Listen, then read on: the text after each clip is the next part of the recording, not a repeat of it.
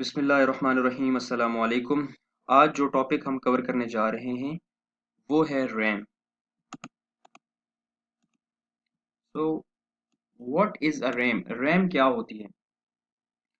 RAM की full form है random access memory. RAM is the hardware in computing device where the operating system, application programs, and data in the current use are kept so they can be directly or quickly reached by the device processor. RAM एक ऐसी temporary memory होती है जिसके अंदर currently use programmes या instructions load होती हैं और उसको माइक्रो प्रोसेसर यूज कर रहा होता है। रैंडम एक्सेस का क्या मतलब होता है? रैंडम एक्सेस का मतलब होता है कि पूरी मेमोरी में हर एक इंडिविजुअल बाइट डायरेक्टली एक्सेसिबल है। RAM is the main memory in computer. RAM को मेन मेमोरी या डायरेक्ट एक्सेस मेमोरी भी कहा जाता है। RAM is a temporary memory. इसका क्या मतलब है कि रैम के अंदर जो भी डेटा स्टोर होगा वो परमानेंट डेटा स्टोर नहीं होगा, वो टेम्परेरी डेटा स्टोर होगा। Instructions in RAM change continuously as new programs are executed and new data is processed. अब रैम के अंदर वो डाटा लोड होता है जो माइक्रो प्रोसेसर करंटली यूज कर रहा है। जब वो डेटा उस डेटा की एग्जीक्यूशन माइक्रो प्रोसेसर की तरफ से कंप्लीट हो जाएगी तो रैम के अंदर से वो डेटा डिलीट हो जाएगा और न्यू डेटा आ जाएगा जो माइक्रो प्रोसेसर एग्जीक्यूट करना स्टार्ट हो जाएगा।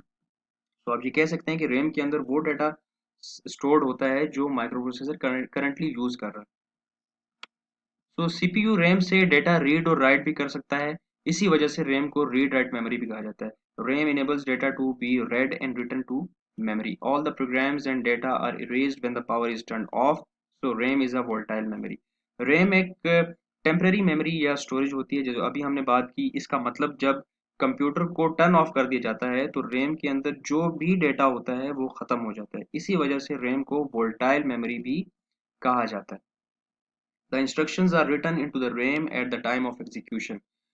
रैम कंप्यूटर की प्रोसेसिंग स्पीड में बहुत इंपॉर्टेंट रोल अदा करती है। अगर रैम का साइज ज़्यादा है तो ऑब्वियसली माइक्रो प्रोसेसर की प्रोसेसिंग स्पीड भी ज़्यादा होगी। Types of RAM. रैम की नॉर्मली तीन टाइप्स हैं जिनमें डी रैम, एस रैम और एम रैम शामिल है। डी रैम क्या होती है? डी रैम की फुल फॉर्म है dynamic random access memory. D RAM के अंदर छोटे छोटे कैपेसिटर्स लगे हुए होते हैं जो repeatedly by and by refresh हो रहे होते हैं। अब इस रिफ्रेशिंग की वजह से डी रैम में जो ओल्ड डेटा है वो खत्म हो जाता है और न्यू डेटा वो आ जाता है। DRAM stands for Dynamic Random Access Memory. DRAM requires an electric current to maintain its electrical state. DRAM is recharged or refreshed again and again to maintain its data. Processor cannot access the data of DRAM when it is being refreshed. That's why it is slow. इसका एक ये drawback है, ये slow है because जो capacitor है वो again and again refresh हो रहा होता है। डी रैम में कैपेसिटर्स की पावर की लीकेज की वजह से इलेक्ट्रिक पावर सप्लाई की कंजम्पशन इंक्रीज हो जाती है because capacitors again and again recharge हो रहा होता है। डी रैम का एक एडवांटेज ये है कि डी रैम की स्टोरेज ज़्यादा होती है और थोड़ा सा ये लेस एक्सपेंसिव होती है। S RAM. एस रैम की फुल फॉर्म है static random access memory. S RAM को जो इलेक्ट्रिक सप्लाई या करंट मिल रहा होता है वो स्टैटिक यानी कांस्टेंट होता है। एस रैम में ट्रांजिस्टर्स होते हैं जो डेटा की स्टोरेज के लिए यूज होते हैं। एस रैम के अंदर डेटा उस वक्त तक रहता है जब तक कांस्टेंट इलेक्ट्रिक सप्लाई इसको मिलती रहती है।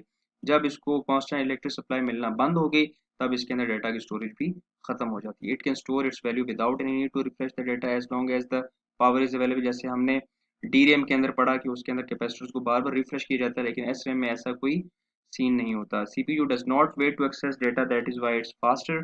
SRAM utilize less power than DRAM. जैसे ही हम कंप्यूटर को ऑफ करते हैं तो SRAM में सारा डेटा खत्म हो जाता है बिकॉज SRAM को स्टैटिक इलेक्ट्रिक सप्लाई मिलना बंद हो जाती है। SRAM का एडवांटेज ये है कि बहुत फास्ट होती है और डिसएडवांटेज इसका ये है कि अम, इसकी स्टोरेज कैपेसिटी थोड़ी सी कम होती है। लास्टली एम रैम क्या होती है? एम रैम की फुल फॉर्म है magneto resistive random access memory. M RAM data को इलेक्ट्रिकल चार्जेस के बजाय मैग्नेटिक चार्जेस के जरिए स्टोर करती है।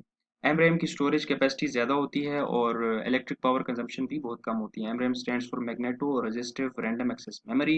It stores data using magnetic charge instead of electric charge. Electric charges के बजाय मैग्नेटिकली चार्ज डेटा को स्टोर किया जाता है। M RAM has greater storage capacity. Storage capacity भी इसकी ज़्यादा होती है, और M RAM consumes less power. अब इलेक्ट्रिक पावर की कंजम्पशन जो है एम रैम में वो भी बहुत कम होती है। जब कंप्यूटर को ऑफ कर दिया जाता है तो इसके अंदर डेटा फिर भी स्टोर्ड रहता है, यानी कि डेटा रिटेन रहता है इसके अंदर। तो वो डेटा ख़त्म नहीं होता, अगर अगर उसको आप पावर की सप्लाई भी बंद कर देते फिर भी डेटा इसके अंदर रिटेन रहता है। तो ये था हमारा आज का टॉपिक। आई होप कि आपको समझ आया होगा और आपने इससे हेल्प ली होगी। बहुत शुक्रिया।